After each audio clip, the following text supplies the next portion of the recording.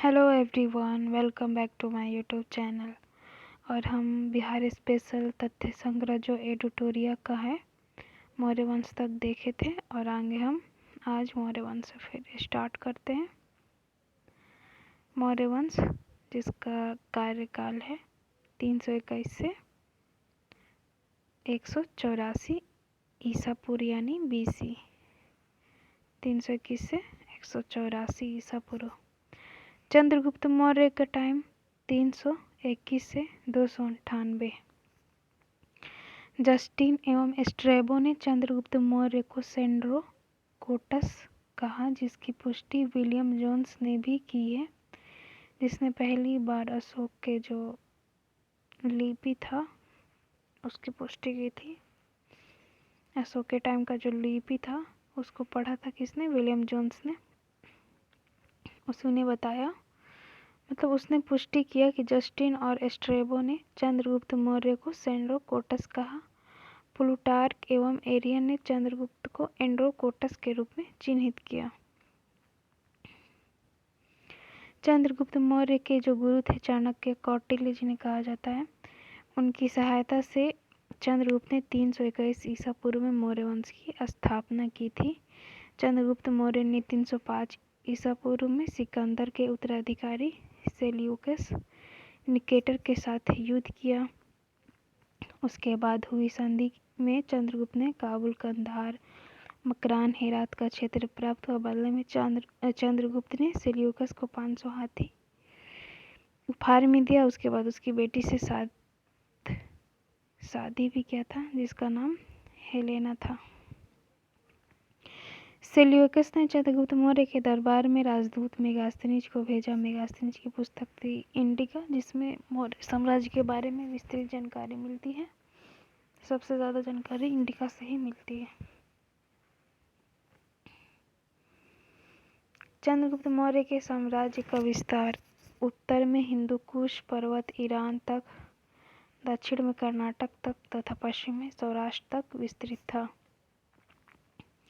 चंद्रगुप्त मौर्य के प्रशासन के अंतिम वर्षों में मगध में 12 वर्षों तक भीषण अकाल पड़ा। चंद्रगुप्त मौर्य अपनी राजगद्दी त्याग कर श्रवणबेलगोला जो कर्नाटक में है वहाँ चंद्रगिरी पर्वत पर तपस्या करने चले गए। चंद्रगुप्त मौर्य जैन धर्म को मानता था और 298 ईसा पूर्व में उसने जैन उपवास पद्धति सल्लेखना द्वारा अपने प्राण त्याग दिए।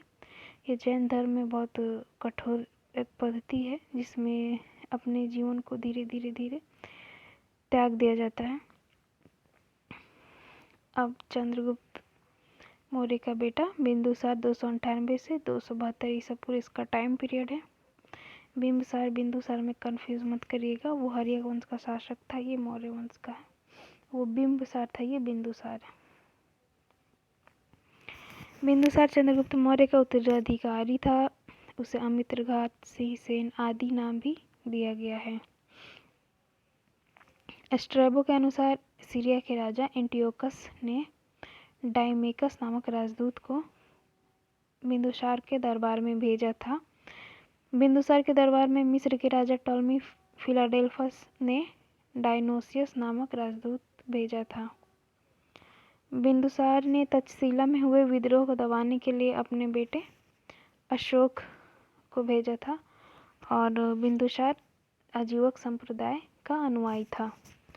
तो चंद्रगुप्त मौर्य जो था वो जैन धर्म को मानता था और बिंदुसार आजीवक को मानता था और अशोक जो आता है वो बौद्ध धर्म को अपनाता है। अशोक 269 से 232 ईसा पूर्व। बिंदुसार की मृत्यु के 4 वर्ष बाद अशोक मौर्य वंश की गद्दी पर बैठा। इससे पहले वह उज्जैन का राज्यपाल था। अशोक बिंदुसार के टाइम उज्जैन का राज्यपाल था। पुराणों में अशोक को अशोकवर्धन कहा गया है। मास्की एवं गुर्जरा के अभिलेख में उसे अशोक कहा गया है। सिंहल अनुश्रुतियों में बौद्ध धर्म के अनुसार अशोक ने 99 भाइयों की हत्या कर गद्दी प्राप्त की। हालांकि अन्य स्रोतों से इसकी पुष्टि नहीं होती है। अशोक ने अपने शासन के 9वें वर्ष में कलिंग युद्ध 261 ईसा पूर्व किया था। कलिंग को मगध में सम्मिलित किया। अशोक के 13वें शिलालेख में कलिंग युद्ध का वर्णन मिलता है। अशोक के कुल बृहद 14 शिलालेख थे, जिसमें अलग अलग शिलालेखों में अलग अलग जानकारियाँ मिलती है। 13वें शिलालेख में कलिंग युद्ध का वर्णन मिलता है। कलिंग युद्ध के बाद अशोक ने बौद्ध धर्म को अपनाया और उससे पूर्व वह शैव धर्म को मानता था, और इस युद्ध के बाद ही अशोक की जीवन काफ़ी बदल गई। उसने हिंसा को त्याग दिया और अहिंसा का पालन करने लगा और जगह जगह बौद्ध धर्म का प्रचार प्रसार भी करने लगा। दिव्यदान के अनुसार उपगुप्त ने अशोक को बौद्ध धर्म की दीक्षा दी। दिव्यदान के अनुसार अब अशोक के शासन के महत्वपूर्ण वर्ष जो काफ़ी इम्पोर्टेंट है पूछ देता है। 9वें वर्ष में कलिंग का युद्ध हुआ। 10वें वर्ष में बोध गया की यात्रा की, जहाँ महात्मा बुद्ध को ज्ञान की प्राप्ति हुई, बिहार में है। 12वें वर्ष में निगाली सागर की यात्रा। 13वें वर्ष में धम्म का शिलालेखों में अंकन। 14वें वर्ष में धम्म महामात्रों की नियुक्ति और 20वें वर्ष में लुम्बिनी की यात्रा, जहाँ महात्मा बुद्ध का जन्म हुआ था, और वहाँ से उसने जो टैक्स था घटाकर 1/8 कर दिया था अशोक ने। तो एक बार और देखते हैं। 9वें वर्ष में अपने शासन के 9वें वर्ष में उसने कलिंग का युद्ध किया। 10वें वर्ष में बोध गया की यात्रा। 12वें वर्ष में निगाली सागर की यात्रा। 13वें वर्ष में धम्म का शिलालेखों में अंकन। 14वें वर्ष में धम्म महामात्रों की नियुक्ति। 20वें वर्ष में लुम्बिनी की यात्रा। अशोक ने बौद्ध धर्म के प्रचार के लिए अपने पुत्र महेंद्र और पुत्री संघमित्रा को श्रीलंका भेजा। अशोक ने तीसरी बौद्ध संगीति का आयोजन पाटलिपुत्र में करवाया। अशोक ने लगभग 37 वर्षों तक शासन किया। उसकी मृत्यु 232 ईसा पूर्व में हो गई। अशोक के बाद उसके 10 उत्तराधिकारियों ने शासन किया। ये उत्तराधिकारी कुणाल, बंधुपातिल, इंद्रपाल, दशोन, दशरथ, संप्रति और शालीशुक, देवधारमन, सतधनुष, बृहद्रथ थे। मौर्यवंश का अंतिम शासक बृहद्रथ था। मौर्यवंश का शासनकाल 137 वर्षों तक था। अब बौद्ध धर्म देखते हैं। बौद्ध धर्म जैन धर्म जो 600 BC में उत्तर भारत में इसका उदय होता है। बौद्ध धर्म का संस्थापक गौतम बुद्ध थे। उनका जन्म 563 ईस्वी में लुम्बिनी, जो वर्तमान में नेपाल में, वहाँ पे हुआ। उन्हें शाक्य मुनि एवं लाइट ऑफ एशिया का ज्योतिपुंज के नाम से भी जाना जाता है। उनके बचपन का नाम सिद्धार्थ था। उनके पिता का नाम सुधोधन, उनकी माता का नाम महामाया देवी, सौतेली माँ या मौसी प्रजापति गौतमी थी। इनके जन्म के 7वें दिन इनकी माँ की मृत्यु हो जाती है, तो इनका पालन पोषण इनकी मौसी ही करती हैं। पत्नी का नाम यशोधरा। 16 वर्ष की आयु में शादी हो गया था। बेटे थे राहुल। बुद्ध ने 4 दृश्य देखे: बूढ़ा व्यक्ति, बीमार व्यक्ति, एक शव और एक सन्यासी जो सबसे खुश था। इसीलिए उन्होंने सन्यासी जीवन को अपनाया। उन्होंने 29 वर्ष की आयु में गृह त्याग कर सन्यास को अपना लिया और 6 वर्षों की कठोर तपस्या के बाद 35 वर्ष की आयु में ज्ञान की प्राप्ति हुई तथा उसके बाद वो तथागत एवं बुद्ध कहाए।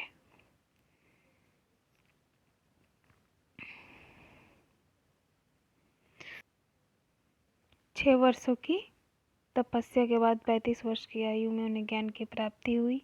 उन्हें ज्ञान की प्राप्ति जो हुई थी वो वैशाख पूर्णिमा को पीपल वृक्ष के नीचे निरंजना, जिसे फाल्गु नदी कहा जाता है, के तट पर बोधगया में हुई थी।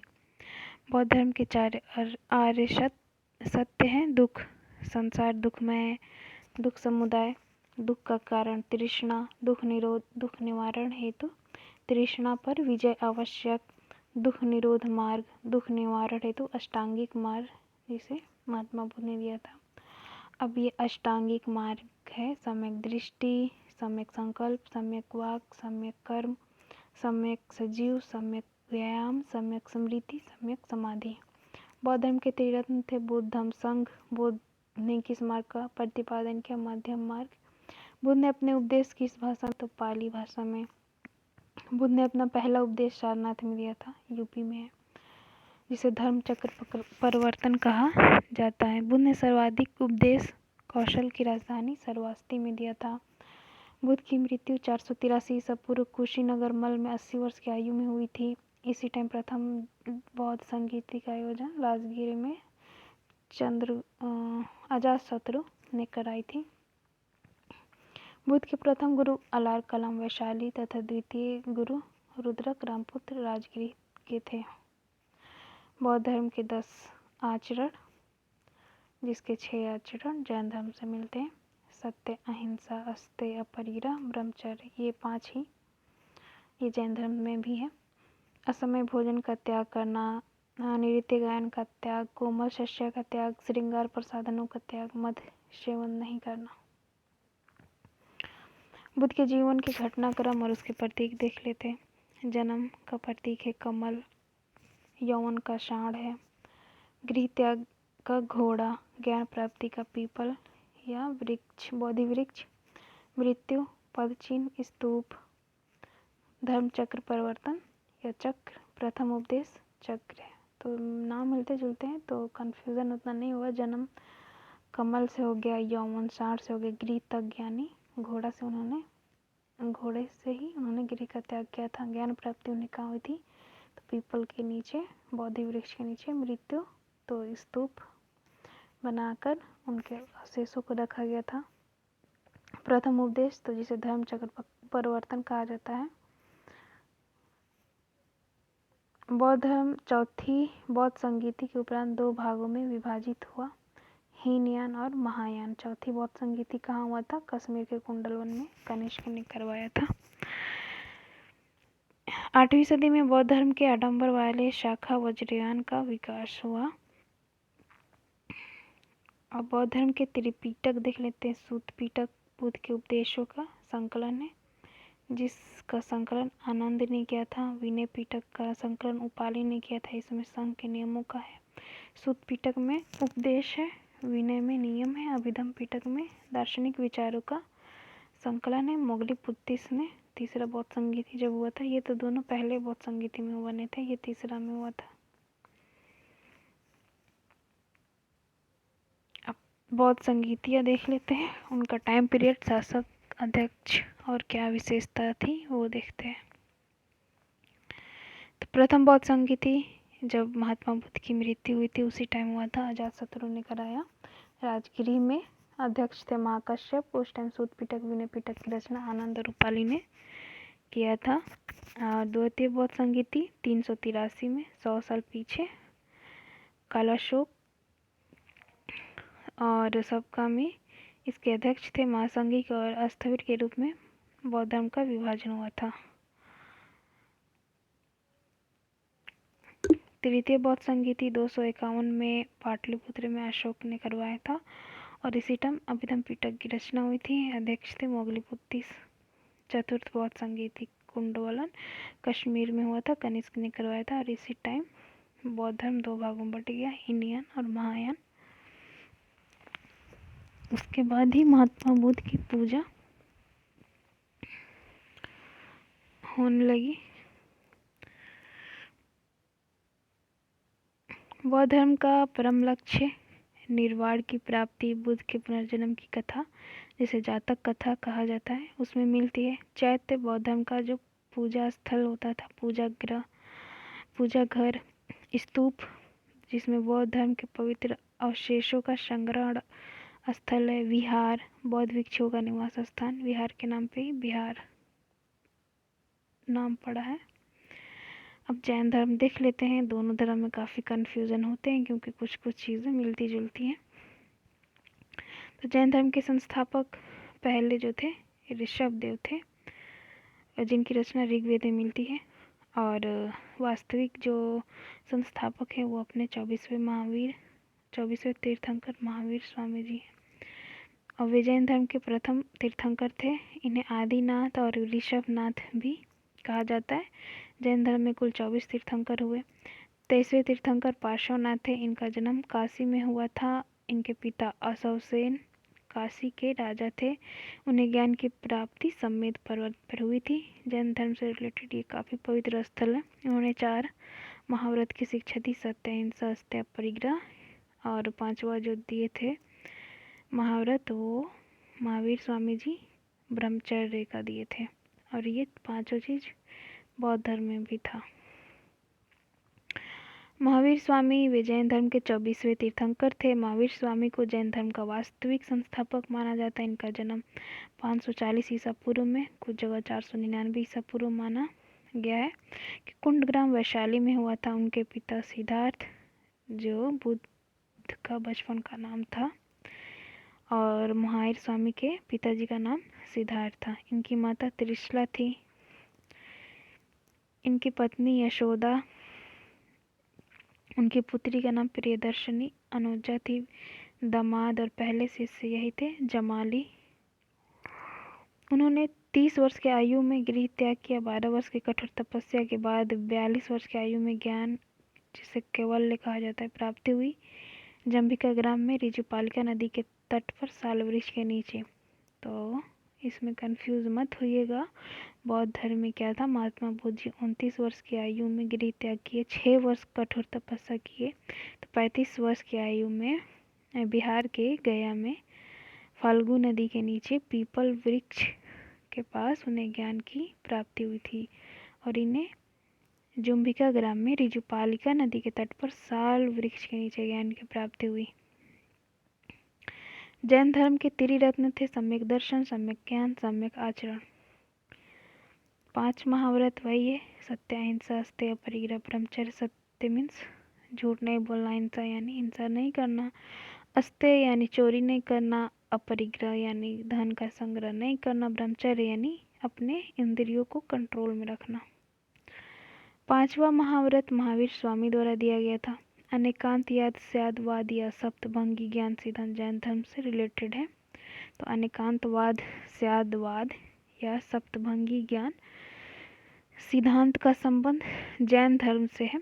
महावीर स्वामी ने अपना पहला उपदेश राजगृह में दिया था और महात्मा बुद्ध ने सारनाथ में दिया था।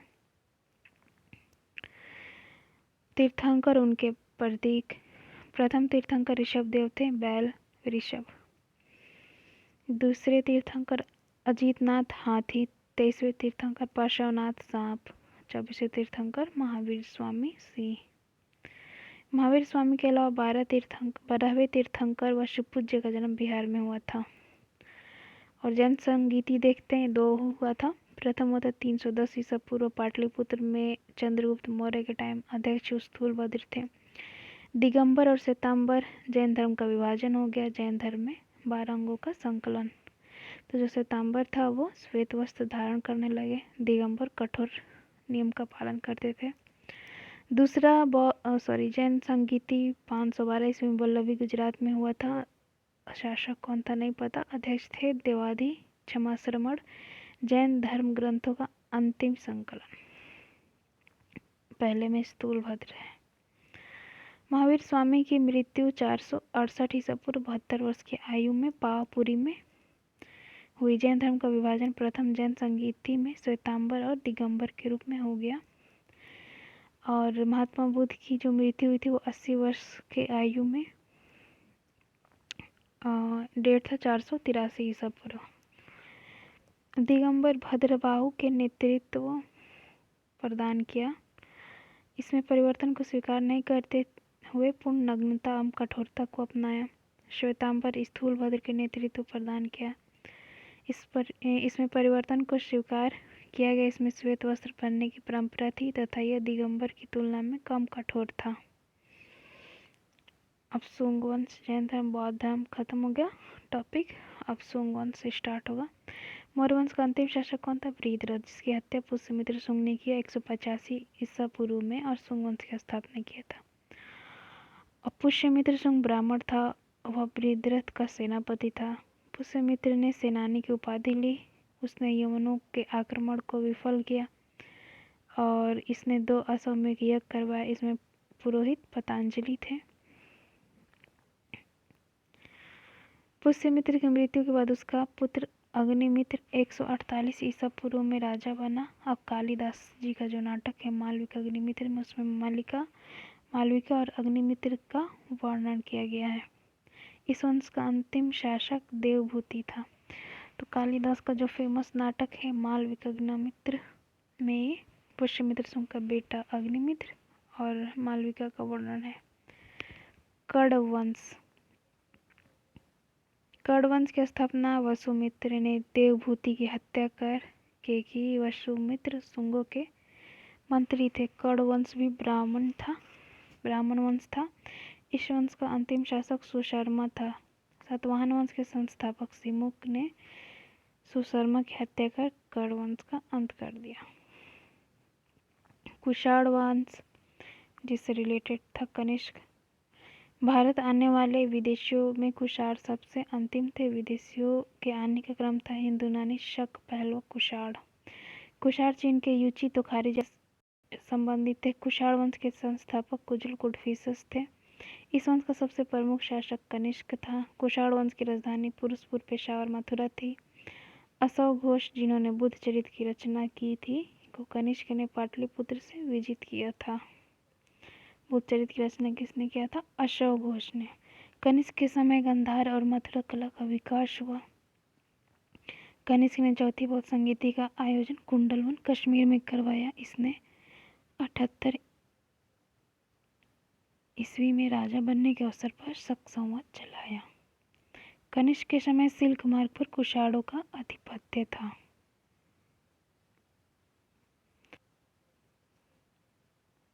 गुप्त वंश की स्थापना श्रीगुप्त ने 240 ईस्वी से 280 ईस्वी में की थी। श्रीगुप्त का उत्तराधिकारी घटोत्कच गुप्त 280 से ईस्वी से 320 ईस्वी था। बीसी नहीं है, ईस्वी है, ध्यान दीजिएगा। तो गुप्त वंश की स्थापना श्रीगुप्त ने किया था। श्रीगुप्त का उत्तराधिकारी घटोत्कच ने महाराजा की उपाधि ली थी। और उसके बाद चंद्रगुप्त प्रथम आते हैं जिन्होंने महाराजाधिराज की उपाधि लिया था। गुप्त वंश का वास्तविक संस्थापक चंद्रगुप्त प्रथम को माना जाता है। उन्होंने 320 ईस्वी में गुप्त संवत चलाया। चंद्रगुप्त प्रथम ने लिच्छवी की राजकुमारी कुमार देवी से विवाह किया था। वह प्रथम गुप्त शासक था जिसने महाराजा धीराज की उपाधि धारण की थी। समुद्रगुप्त 335 ईस्वी से 375 ईस्वी। इतिहासकार स्मिथ ने समुद्रगुप्त को भारत का नेपोलियन कहकर संबोधित किया था। तो फेमस ये लाइन है, इसे मैक्सिमम क्वेश्चन आते हैं। समुद्रगुप्त ने पराक्रम, अप्रतिरथ आदि की उपाधि धारण की थी। समुद्रगुप्त के अभियानों की चर्चा हरिशेर द्वारा रचित पर्याय प्रशस्ति में मिलती है। समुद्रगुप्त को कविराज भी कहा जाता है। तो इसे भारत का नेपोलियन कहा जाता है। किसने कहा था? स्मिथ ने कहा था। समुद्रगुप्त ने पराक्रम, अप्रतिरथ आदि की उपाधि धारण की। समुद्रगुप्त के अभियानों को हरिशेन द्वारा रचित पर्याय प्रशस्ति में मिलती है और इसे कविराज भी कहा जाता है। समुद्रगुप्त को उसके सिक्के पर वीणा बजाते हुए दिखाया गया है। समुद्रगुप्त का दरबारी कवि कौन था? हरिशेर, और वह वैष्णव धर्म को मानता था। समुद्रगुप्त के बाद 375 ईस्वी में रामगुप्त के राजा बनने का साक्ष्य मिला, लेकिन उसके अयोग्य होने के कारण चंद्रगुप्त द्वितीय, जो गुप्त वंश का सबसे प्रतापी राजा था, उसने उसकी हत्या कर दी क्योंकि वह अयोग्य था और उसकी जो पत्नी थी उससे शादी कर लिया था चंद्रगुप्त द्वितीय ने। चंद्रगुप्त द्वितीय का टाइम पीरियड 375 ईस्वी से 415 ईस्वी। चंद्रगुप्त द्वितीय ने शकों को पराजित कर 389 ईस्वी में विक्रमादित्य की उपाधि धारण की। चंद्रगुप्त द्वितीय ने देवगुप्त, देवराज, देवाश्री आदि की उपाधि भी धारण की थी। चंद्रगुप्त द्वितीय ने ध्रुव देवी कुबेर नागा से विवाह किया था। कुबेर नाग से उत्पन्न पुत्री प्रभावती का विवाह व काटक नरेश रुद्रसेन द्वितीय के साथ हुआ था। रुद्रसेन की मृत्यु के बाद प्रभावती ने अपने अल्पवयस्क पुत्रों के संरक्षिका के रूप में शासन किया। उस दौरान प्रभावती ने चंद्रगुप्त द्वितीय की सहायता से गुजरात और काठियावाड़ पर विजय प्राप्त की। चीनी यात्री फाहियान चंद्रगुप्त द्वितीय के समय भारत आया। फाहियान भारत में 14 वर्ष 399 से 414 ईस्वी तक रहा और इसकी रचना फेमस जो थी फो यू की चंद्रगुप्त द्वितीय को मेहरौली लौह स्तंभ में चंद्र नाम से संबोधित किया गया है। मेहरौली लौह स्तंभ चंद्रगुप्त द्वितीय का माना जाता है। चंद्रगुप्त द्वितीय के 9 रत्न थे: कालिदास, धन्वंतरि, अमर सिंह, वराहमिहिर, शंकु, बेताल भट्ट, घटपर्क, छप्पड़क एवं भरूची। 9 रत्न अकबर में भी 9 रत्न देखने को मिलते हैं और चंद्रगुप्त द्वितीय में भी 9 रत्न देखने को मिलते हैं। तो फेमस कवि जो कालिदास थे, इन्हीं के 9 रत्नों में से एक थे। कुमारगुप्त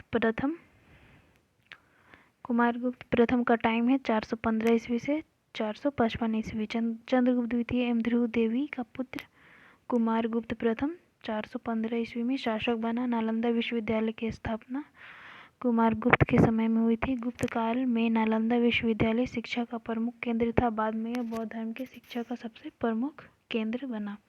तो कुमारगुप्त का फेमस काम, जिससे ये फेमस क्वेश्चन आता है कि नालंदा विश्वविद्यालय की स्थापना किसने कराई थी, तो कुमारगुप्त प्रथम ने। स्कंदगुप्त मध्य एशिया के बर्बर जाति हुडों का आक्रमण स्कंदगुप्त के समय हुआ। स्कंदगुप्त ने हुडों को पराजित कर भारत से बाहर खदेड़ दिया।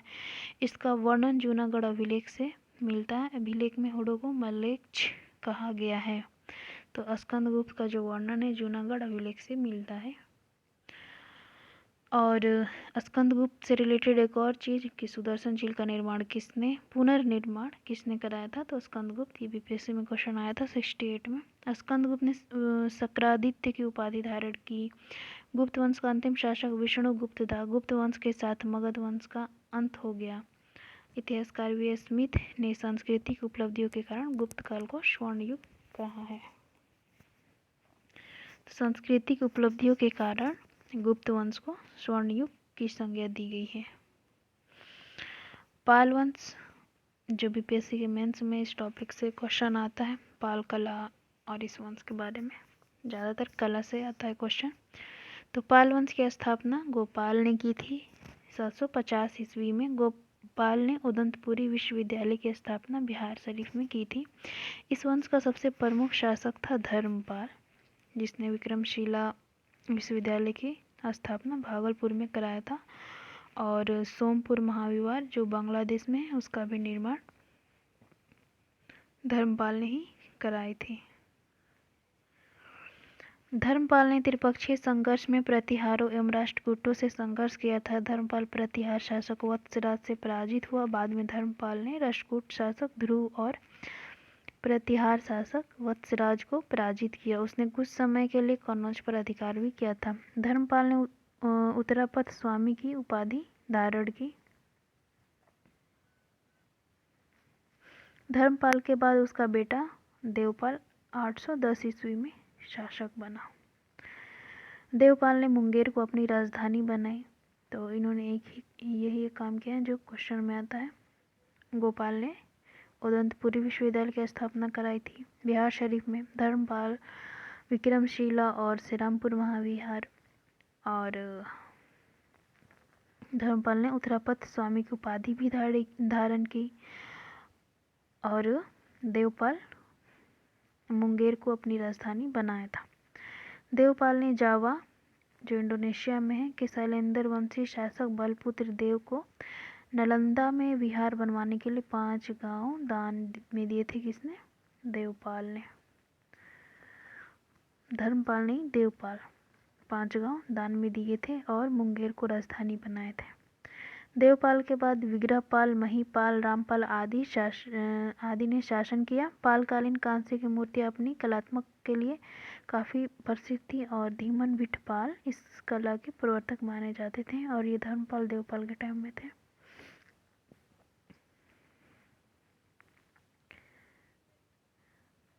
प्राचीन बिहार के इतिहास, विभिन्न वंश शासक एवं उनकी राजधानी। बृहद्रथ, जिसकी राजधानी राजगिरी गिरिव्रज थी। मगध की प्रथम राजधानी बिंबिसार की गिरिव्रज राजगिरी थी। उदयन ने पाटलिपुत्र नामक नगर बसाकर उसको अपनी राजधानी बनाया। शिशुनाग वैशाली लेके आते हैं जहाँ पे द्वितीय बहुत संगीति होती है। कालाशोक को वापस पाटलिपुत्र लेके आते हैं।